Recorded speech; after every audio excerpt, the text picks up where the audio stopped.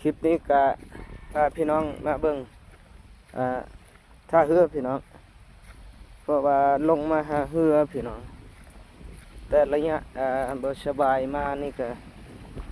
6-7 วันนะบ่ได้เบิ่งเฮือเลยจักว่าเหี้ยบ่จักว่าไปใส่เด็กน้อยเอาไปบ่ฮู้ไปเบิ่งก่อนพี่น้องเพราะว่ามีเฮืออยู่2 ลำเพราะว่าน้ำพองแห้ง2 มือมานี่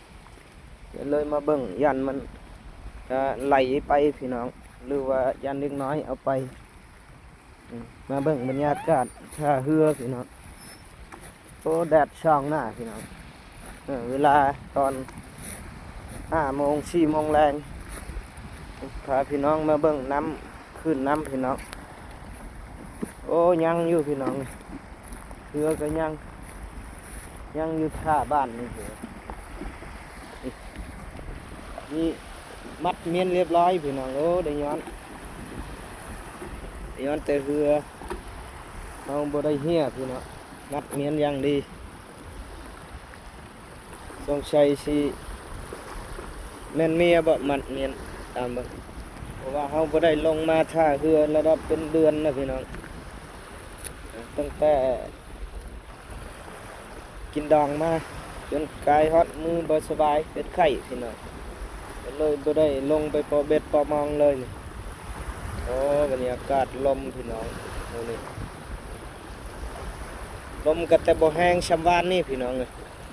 มื้อนี้เอาไข่ๆน้อยๆนึงนี่แหละท่าเรือบ้านเฮาพี่น้องเห็นแล้วเรือยังอยู่สบายอยู่พี่น้องยังมัดอยู่เพราะว่ายันเมียมัดสงสัย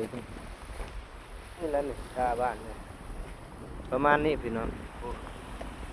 อันนั้นเป็นเกาะเป็นดอนอยู่พี่น้อง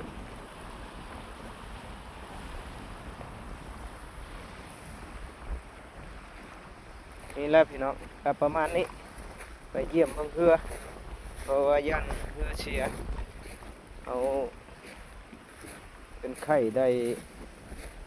ทิศปลายก็เลยบ่ได้ลงมาเบิ่งมันก็เลยกลับเมื่อพี่น้องทางรถกับเป้มันล่ะโอ้มีสวนผักเด้อพี่น้องเด้อผักหอมผักสลัดกะฮาบงนี่ตามมาเป็นงัวกินเด้อพี่น้องเลยงามอยู่ได้ง่ายอยู่เด้อยินเพราะว่ามันมีก๊อกน้ำบาดาลอยู่เป็นบอนพดพี่น้องก๊อกน้ำประปาธรรมดามาประปาแต่ใช้น้ำบาดาลโบแม่นคือประปาในเมืองพี่น้องเพราะว่าเขามีโอ่งน้ำดูดขึ้นมาจากน้ำบาดาลก็เลยเฮ็ดเป็นน้ำประปาชุมชนพี่น้องจะง่ายอีกเป็น